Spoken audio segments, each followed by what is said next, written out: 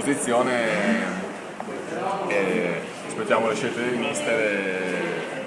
La speranza è quella e la voglia è quella di giocare, poi ripeto siamo in tanti, quindi vediamo un po' cosa scegliere il mister e siamo a sua disposizione. La buttiamo un po' in ridere, è stato fuori una partita, il disastro dietro, ma dipende tutto da te, no?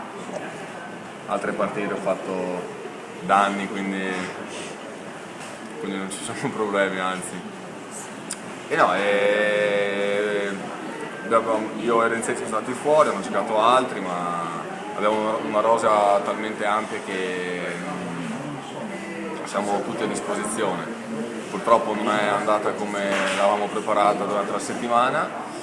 L'importante adesso è rialzare subito la testa e andare a Livorno e affrontarla nella maniera migliore. Ecco, tu che li hai visti da fuori, secondo te cosa non ha funzionato con Crotone? Cosa non ha funzionato? Prendere 2 gol in poco meno, mi sembra, di 20 minuti e taglia le gambe.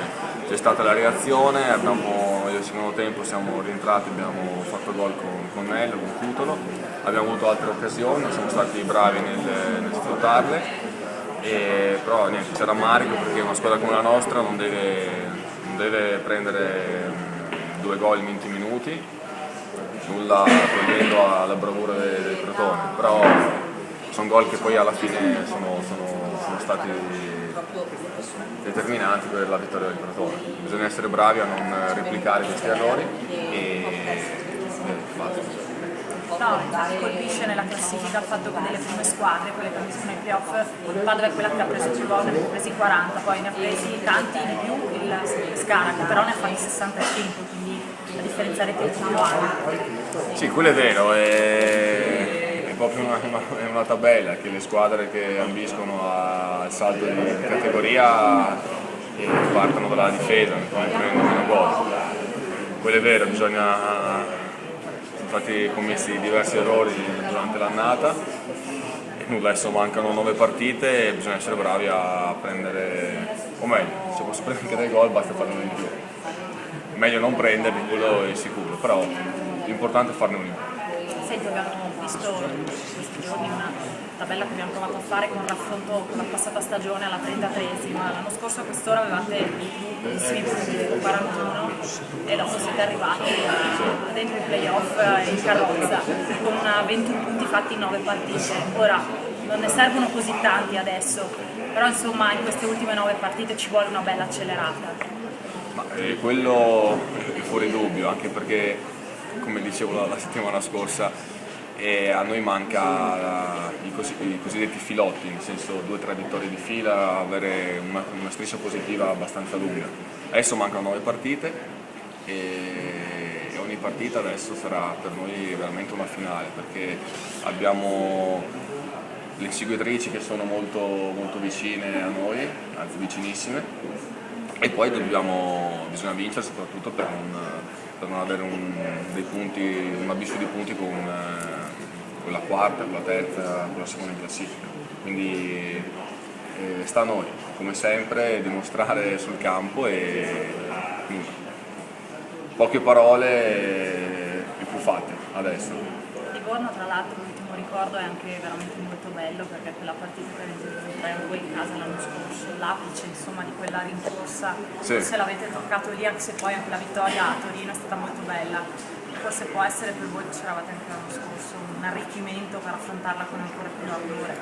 Ma quello sicuramente, anche mi ricordo anche la partita d'andata che perdavamo 2-0, poi 3-1, poi 3-3, è stata anche una prova di carattere.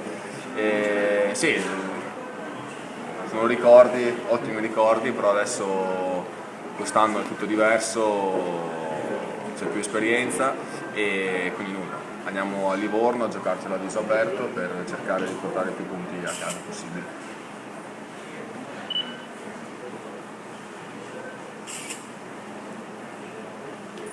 Vuoi che tolga? Però dai, diciamo che i gol sono 37 perché 3 sono a tavolino. Sì, no, quello è vero, però. Sono sempre tanti. Sì, rispetto alle altre sì. In questi 3 campionati alla fine questo però è un discorso che deve fare sempre, quello della difesa, in un momento o nell'altro, insomma c'è sempre stato un po' questo problema, no? Purtroppo. O forse perché se l'attacco segnasse di più se ne parlerebbe di meno, magari in questi momenti quando dice giustamente che conta fare un gol in più magari. Però è stata anche una costante in passato dei momenti in cui è stata criticata la fase difensiva, la difesa, no? Sì, purtroppo sì, sono sempre stati degli anni che abbiamo preso abbastanza gol, e quello è vero, sono cose sulle quali noi ci lavoriamo in settimana, a volte ci gira bene, facciamo bene il nostro lavoro, altre volte un po' meno. Adesso da ora in poi non ci sono più scuse, bisogna cercare di non prendere, quello è poco ma sicuro. Senti, il mister l'altro giorno ha detto che la coppia formata per l'esame legata è quella che gli dà in questo momento più garanzie, penso che per te sia comunque una tua gratificazione, una cosa del genere, anche perché magari c'era stato un momento in cui non si sapesse se saresti rimasto all'inizio della stagione.